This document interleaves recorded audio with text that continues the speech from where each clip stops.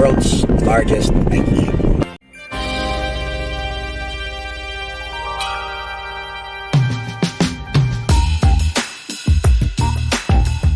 What's interesting guys, how in the world na imagine they invested the world's largest in Philippines.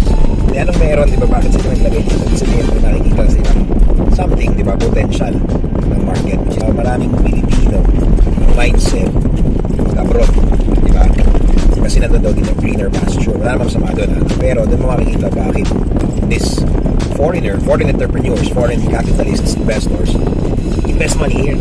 Pag-isipan natin na nila. Ba't ganun? Foreigners nakikita yung opportunity sa Pilipinas. Whereas tayo, nakita opportunity sa ibang bansa. There you go. Help ba? Ano ba? Ito pala. Wave pala, wave. Sorry naman. Tuwing nasa Dubai ako o Malaysia, takbo ko IKEA kasi bibili agad ako ng stirrer ng kape. Yung mura lang yun para 99 pesos nang bilig. Ewan ko lang kung magkano rito. Tsaka kinukuha ko yung mga pencil kasi libre. Uy! Tsaka yung measuring tape kinukuha ko. Ilang piraso lang naman eh. So, sabay na tayo bumaba sa parking. Kasi ayoko mawalay sa piling mo kahit isang saglit. Oh shit, sorry. Ang classic dito yung kanilang meatballs. Okay na to. Same. Second floor, may coffee shop. Yung binibili kong kandila lagi sa bahay. Tingnan mong pila yan, oh. Look at the queue, man. Look at the queue, man. Smaklig malted. Small and player. Imaginein mo, ang binibenta nila furniture. Binibenta nila furniture, pero meatballs ang pinakamaganda. Even as nag-aaral pa rin kami ngayon sa ganong higher level of marketing. Smaklig marketing. Saka experience. I mean, di ba, pag nag-IKEA ka, yun lang pa high level marketing, di ba? Yung parang na-inculcate mo sa tao that you should come here. Diba? Parang pag pumunta ka rito sa privilege. Kapag iwanan ka na pag pumunta. It's a privilege na dito ka, it's a privilege. Parang gano'n siya. Parang dapat, galing no? The time is, it's time to shop. What? Is mo na.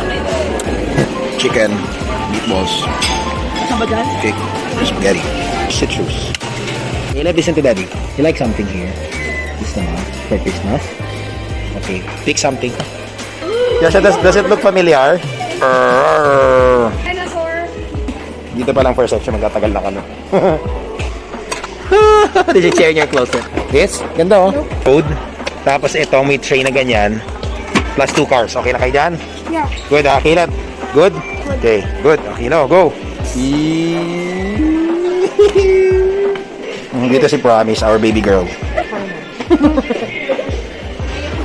Gusto daw niya ng foreigner na babae. Ano yung funny shelves, yung chest, organize your stuff. Ito. Ang ganyan, organize. Okay, overtime napupunit to. Our sabit-sabit. Ang ganda man. Careful. Ang ganda. Elegant.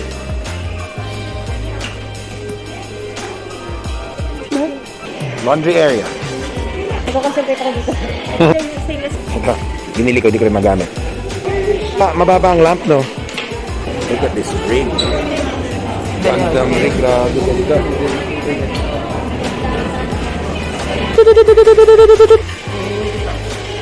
There. Alis yan. Bagay kayo siya. Pila na. Can I see our video? No. You done? Let's go? Yes, push it! Tomorrow. Let's do it.